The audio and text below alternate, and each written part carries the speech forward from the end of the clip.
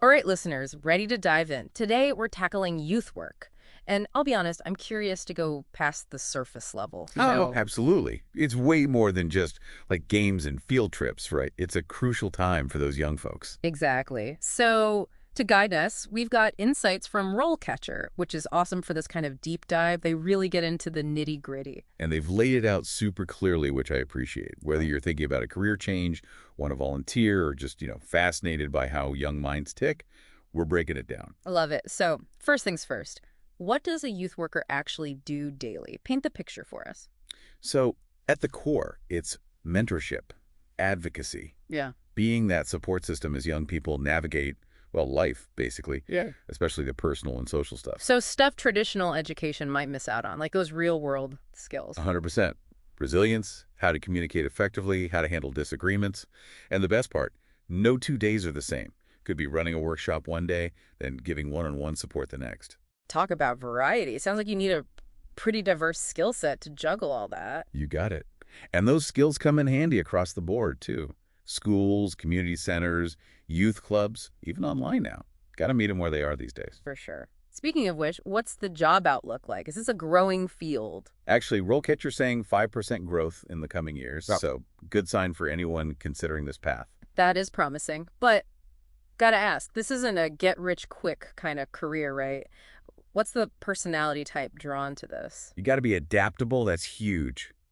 Each young person's different. Their needs are always changing. Got to think on your feet. Right, you're dealing with so many personalities, situations. Cookie cutter wouldn't work. Nope. And a good dose of creativity helps. Keep things engaging. Think outside the box. And of course, got to be a good communicator. Especially when you're working with teens, right, who might not be the most forthcoming or dealing with tough stuff they don't know how to express. Exactly. Building rapport is key. Earning that trust. And maybe the most crucial, resilience. This work, it can be emotionally draining. Burnout's real. That's important to acknowledge. It's not always sunshine and rainbows. You're dealing with real-life, heavy stuff sometimes. True. But the flip side is, the personal and professional growth is huge.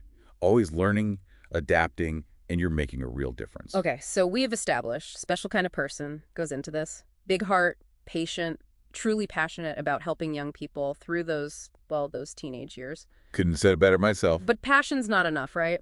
What about the actual skills? RoleCatcher highlighted a few.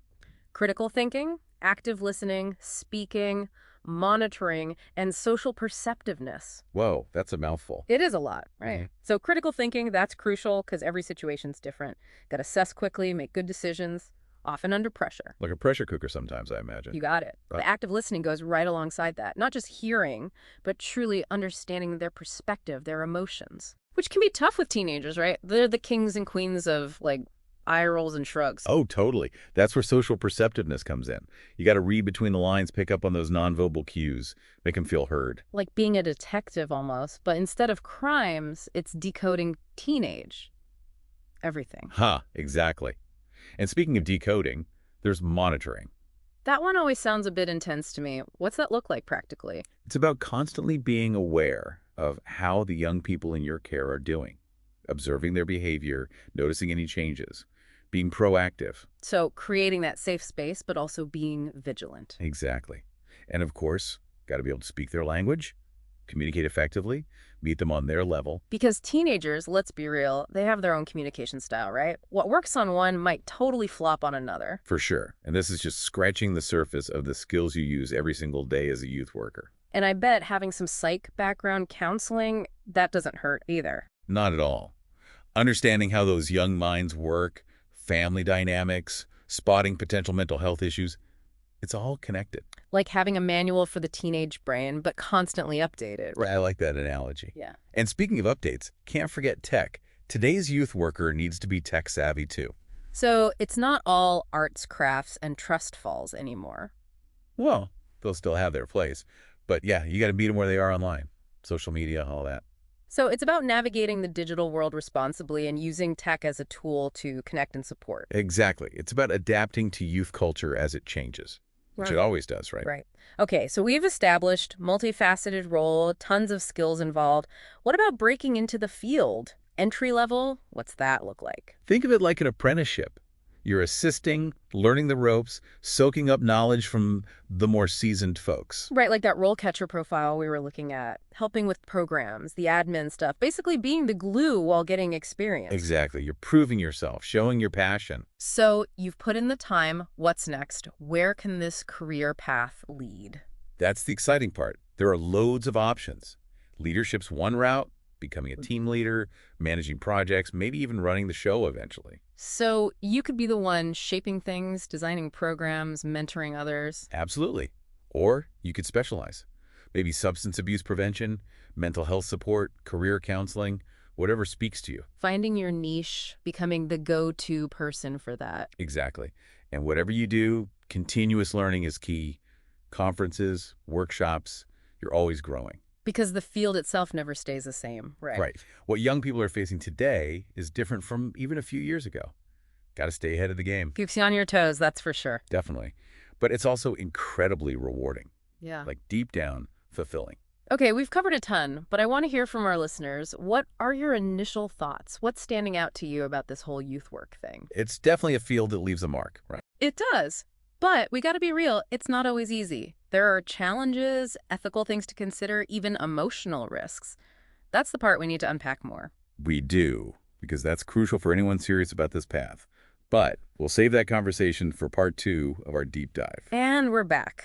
Still diving deep into youth work, and I have a feeling this part might get, well, kind of personal. We've talked skills, knowledge, even tech, but there's this other layer, right? Right, and it's huge. Emotional intelligence, EQ.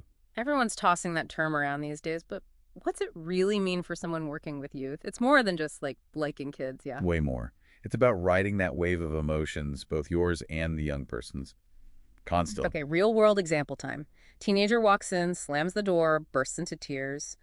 What's going through a youth worker's head right then? First thing, got to manage your own reaction. Can't be a source of support if you're, falling apart yourself. So self-awareness is step 1. Check your own emotional baggage at the door. Exactly. Then you focus on the kid.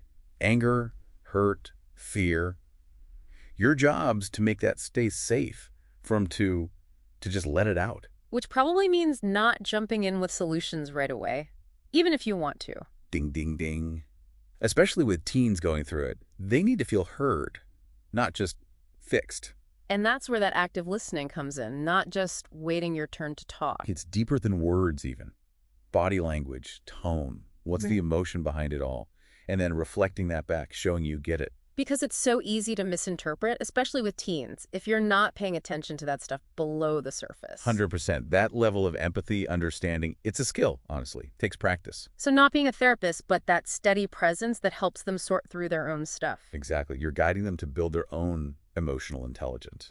Empowering stuff, right? Totally. Now, for our listeners thinking, okay, great, EQ matters, but how do I get better at it? Advice. Start with you. What are your patterns? How do you react to stress, overwhelm?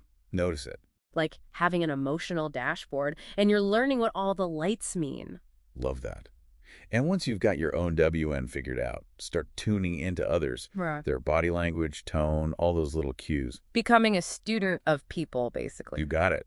And the more you do it, the better you get at reading those signals, responding with, well, genuine empathy. Because isn't that what we all want? To feel truly seen, heard, understood.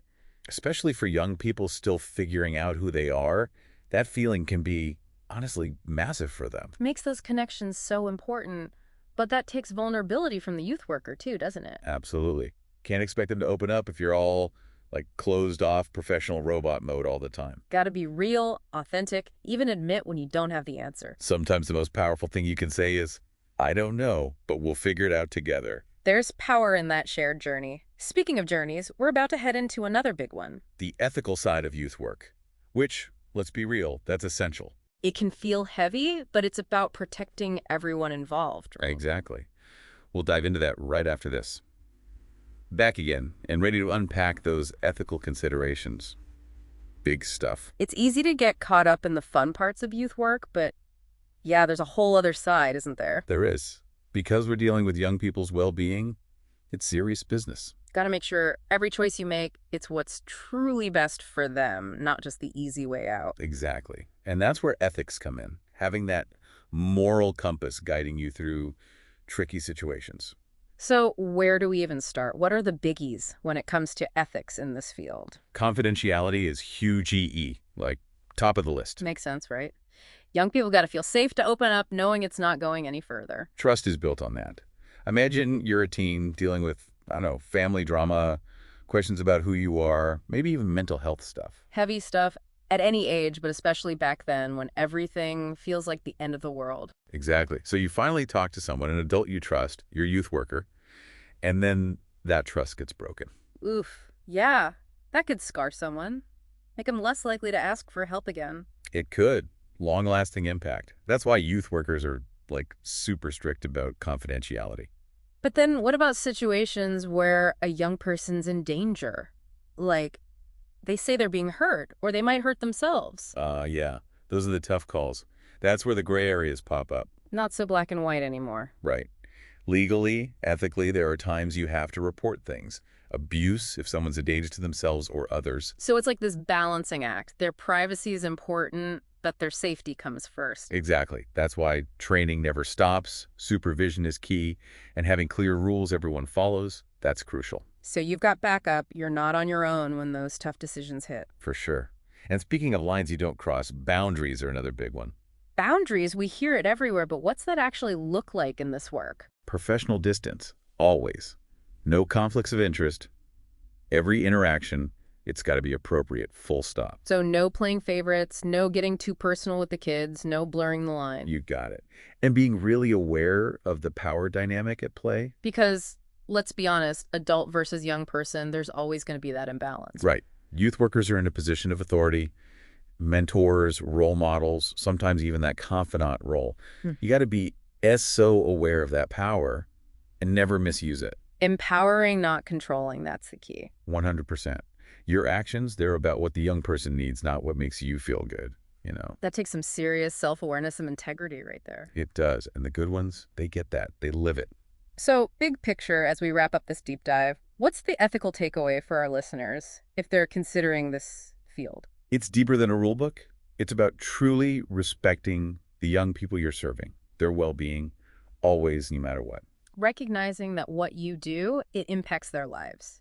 Yeah. And owning that responsibility every single day. Well said. Compassion, integrity, doing things the right way, even when it's hard. That's what it's all about. And on that note, we've reached the end of our deep dive. Skills, challenges, rewards, the emotional side, the ethical dilemmas. Youth work, it's a lot, but man, can it be rewarding. If you feel that pull, that calling, yeah, it's more than a job then, isn't it? It's about making a difference, one kid, one conversation, one step at a time. That's all for today's deep dive, everyone. Until next time, keep exploring, keep those conversations going, and we'll catch you on the flip side.